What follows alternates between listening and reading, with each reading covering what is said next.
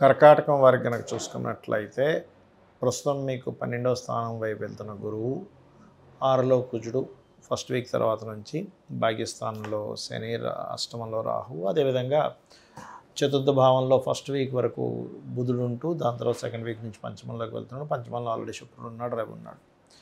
అయితే ఈ గ్రహస్థితిని అనుసరించి మీకు అంటే మీ కర్కాటక వారికి ఎటువంటి విషయాల్లో బాగుంది, ఏ విషయాల్లో ఖచ్చితంగా జాగ్రత్త తీసుకోవాలి అనేటువంటి అంశాలు చెప్తుంది. నేనైనప్పటికీ కూడా చెప్పిస్తుంది సాక్షాత్ లలిత అమ్మవారిగా భావిస్తూ, మొట్టమొదటిగా ఇక్కడ మీకు రాశి నుంచి గురువు ఎప్పుడైతే 12లోకి వెళ్తున్నాడో మీరు ఏదైనా ఇన్వెస్ట్మెంట్స్ చేసే విషయంలో ఖచ్చితంగా జాగ్రత్త వహించాలి, గుర్తుపెట్టుకోండి. అలాగే 2వ స్థానంలో కేతు ఉన్నందుకు మీకు ఫినాన్షియల్గా బాగా గ్రోత్ రావడానికి గణపతిని ఆరాధించండి, సూర్య నమస్కారాలు చేయండి. ఖచ్చితంగా మీకు గ్రోత్ అనేటువంటిది వచ్చి తీరుతుంది, అందులో ఎటువంటి సందేహం లేదు. మీడియేటింగ్స్, అది కూరగాయలు కావచ్చు, రియల్ ఎస్టేట్ కావచ్చు, ఎనీ బిజినెస్ రిలేటెడ్ ట్రేడింగ్ లాంటివి కావచ్చు. అంటే బిజినెస్ మనకి చూడండి డిజిటల్ మార్కెటింగ్ లాంటివి అంటాం, అటువంటి వాటి మూలంగా కూడా ధనయోగం ఉంది. ప్రేమ వ్యవహారాలు ఫలిస్తాయి. అదేవిధంగా ఇక్కడ శుక్రుడు పంచమంలో ఉన్నందుకు ముఖ్యంగా సంతానం కోసం చేసే ప్రయత్నం కూడా కొంతవరకు ఫలిస్తుంది అనేటువంటిది చూపిస్తుంది. మీ యొక్క సంతానం ఏదైనా విదేశాలకు వెళ్ళాలని చేసే ప్రయత్నం కూడా కొంతవరకు ఇక్కడ ఫలిస్తుంది, అందులో ఎటువంటి సందేహం లేదు. కాకపోతే ఫస్ట్ వీక్ తర్వాత కాంపిటీషన్ రిలేటెడ్ వాటిలో సక్సెస్ ఉంది. అదేవిధంగా అనవసరంగా గొడవల వైపు వెళ్ళి అనవసరమైన గొడవలు కూడా జరుగుతాయి, గుర్తుపెట్టుకోండి. అలాగే అది మేనమామ వరుస వాళ్ళతో కావచ్చు, తండ్రి వరుస వాళ్ళతో, గురువులతో కొన్ని అనవసరమైన గొడవల్లోకి ఎంటర్ అయ్యి ఉంది. కాబట్టి ఫస్ట్ వీక్ తర్వాత సెకండ్ వీక్ చాలా జాగ్రత్తగా ఉండాలి మీరు, గుర్తుపెట్టుకోండి. బికాజ్ ఆఫ్ 6వ స్థానంలో కుజుడు సంచారం జరుగుతుంది కాబట్టి. ఇక వివాహ సంబంధించిన విషయాలు కనుక చూసుకున్నట్లయితే ఇక్కడ ఇష్టపడిన వారిని వివాహం చేసుకోవాలనే ప్రయత్నం 100% ఇక్కడ సఫలీకృతం అయ్యేటువంటి సమయం నడుస్తుంది. ఉద్యోగంలో మీరు ఉద్యోగ అవకాశాలు వస్తాయి, కాకపోతే ఉన్న ప్రాంతం కాకుండా, ఎందుకంటే దశమాధిపతి 6లో ఉన్నాడు, అది కూడా డ్యూయల్ సైన్లో ఉన్నాడు. కాబట్టి రెండు ఉద్యోగాలు చేయడం, పార్ట్ టైమ్స్ 2 జాబ్స్ చేయడము, కొంచెం వర్క్ స్ట్రెస్ ఎక్కువగా ఉంటే ఉన్న ప్రాంతం నుంచి వేరే ప్రాంతాలకు మారడము, డైలీ లైఫ్లో కూడా కొంత మీరు ఎంత కాదనుకున్నా కూడా ఎక్కడో దగ్గర ఏదో ఒక చిన్న డిస్ప్యూట్స్ వస్తూ ఉంటాయి.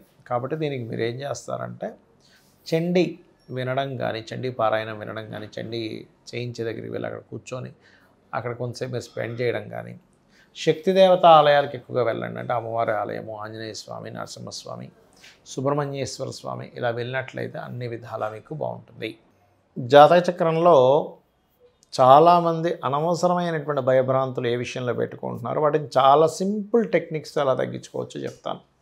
ఫస్ట్ ఆఫ్ ఆల్ మిత్స్ అంటారు, అంటే అపోహలు.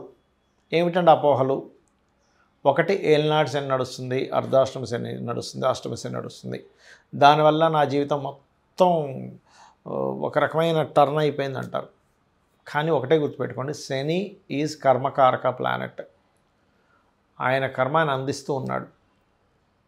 ఈ విషయంలో నేను చాలాసార్లు ఉదాహరణ చెప్పాను. ఏమండి, స్వర్గీయ ఎన్టీ రామారావు గారు ఏలినాటి శనిలోనే సీఎం అయ్యారు, జగన్ గారు అష్టమ శనిలోనే, అండ్ అట్లాగే మనకి చంద్రబాబు నాయుడు గారు కావచ్చు, పిఎం మోడీ గారు కావచ్చు, వీళ్ళందరూ అనేకమైన ప్రెసిడెంట్లు కూడా అయ్యారు. కాబట్టి శని అనగానే వెంటనే మీరు శ్రమనిస్తాడు, స్ట్రెస్ ఇస్తాడు, అంతేగాని మొత్తం జీవితాన్ని ఎందుకు పనికి రాకుండా చేయడం అనే విషయం చెప్తున్నాను. ఎందుకంటే ఈ మాట చెప్తున్నాను, చాలామంది శని నడుస్తున్నప్పుడు వివాహం చేసుకోవడానికి భయపడుతున్నారు.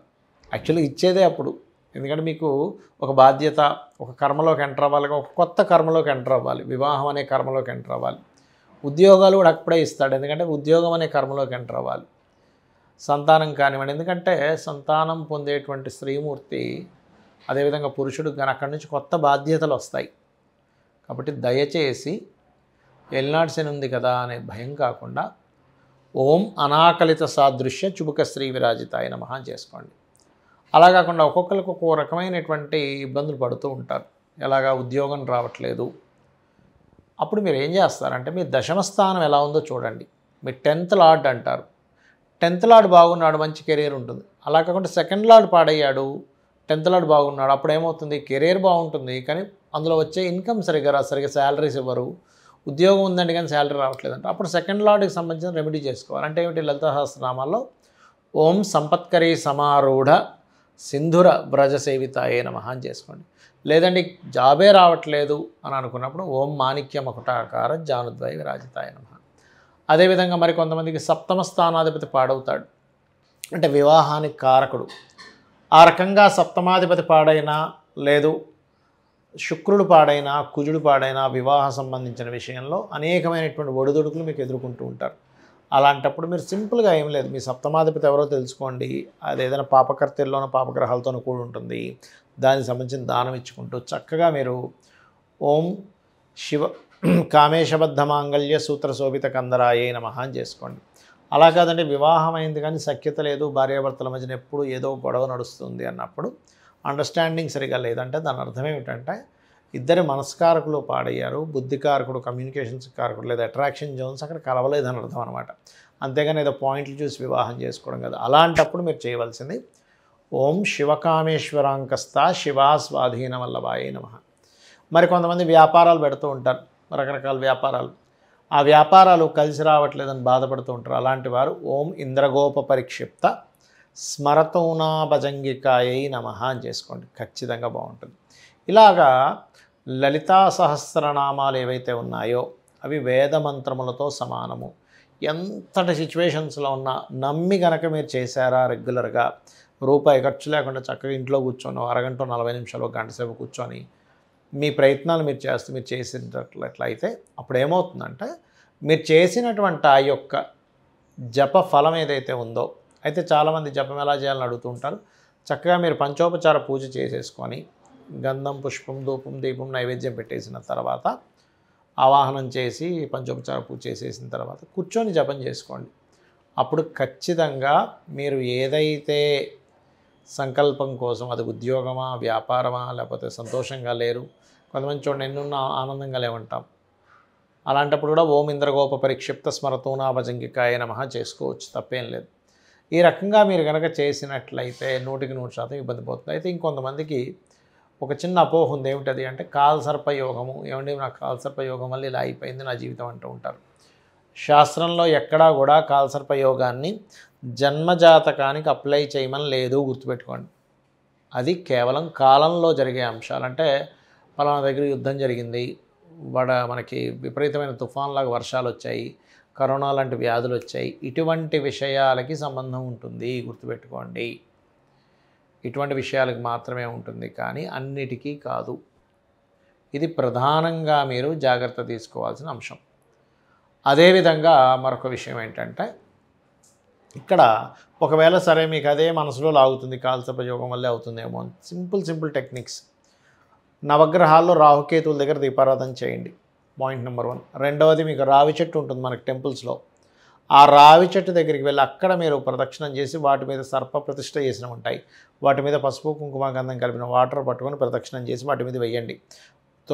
5 చేయొచ్చు, 3 చేయొచ్చు, 5 చేయొచ్చు, 9 చేయొచ్చు, 11 ప్రదక్షిణాలు కూడా చేయొచ్చు, లేదంటే 21, 41 కూడా చేయొచ్చు ప్రదక్షిణ. ఇన్నే చేయాలని భయపడకండి. అలాగే మీకు మరీ ఎక్కువగా లేదు, కొంతమందికి ఎంత చెప్పినా కూడా వాళ్ళకి మైండ్లో ఉండిపోతుంది, లేదండి నా కాలసర్పయోగం వల్లే నాకేం కలిసి రావట్లేదు అంటారు. అలాంటప్పుడు ఇంకా బెస్ట్ రెమెడీ కాళహస్తికి వెళ్ళిపోండి. కాళహస్తికి వెళ్ళి రాహుకేతువులతో పాటు అక్కడ ఈశ్వరుడు ఉన్నాడనే విషయం మర్చిపోకండి. ఆ పరమేశ్వరుడి యొక్క అనుగ్రహంతో మన దోషాలు పోతూ ఉంటాయి, రాహుకేతువులతో పాటు గుర్తుపెట్టుకోండి. ఇలా చేయండి, ఖచ్చితంగా మీకు ఏదైతే దోషం ఉంటుందో పోతుంది. దీంతోపాటు ఫైనాన్షియల్గా ఎక్కువ ఇబ్బంది పడేటువంటి వారు ఇంట్లో తెలియకుండానే ఉత్తరంలో దోషం ఉంటుంది. అంటే ఉత్తరంలో బాత్రూమ్స్ ఉండడము, లేదా ఆగ్నేయంలో బాత్రూమ్స్ ఉండడము, పడమర మధ్యలో అంటే గెయిన్స్ అండ్ ప్రాఫిట్స్ జోన్లో బాత్రూమ్స్ ఉండడం జరుగుతుంటుంది. వీటి కారణం వల్ల కూడా మనం ఇబ్బంది పడుతుంటాం అనే విషయం తెలుసుకోవాలి. అలాంటి జాతకం బాగుంది కానీ ఎక్కడో మనకి రావాల్సినంత రావట్లేదు అంటూ ఉంటారు. కారణం ఏమిటి? వాస్తుదోషం ఉంటుంది. ఈ రకంగా వాస్తుదోషం లేకుండా ముఖ్యంగా ఉత్తరం వైట్ కలర్ ఉండేలా చూసుకోండి, ఆగ్నేయంలో గ్రీన్ కలర్ ఉండేలా చూసుకోండి. ఇవన్నీ కూడా వాస్తుపరంగా ఆ యొక్క జోన్స్ని బాగా అంటే ఎనర్జైజ్ చేస్తూ ఉంటాయి. శ్రీమాత్రే నమః.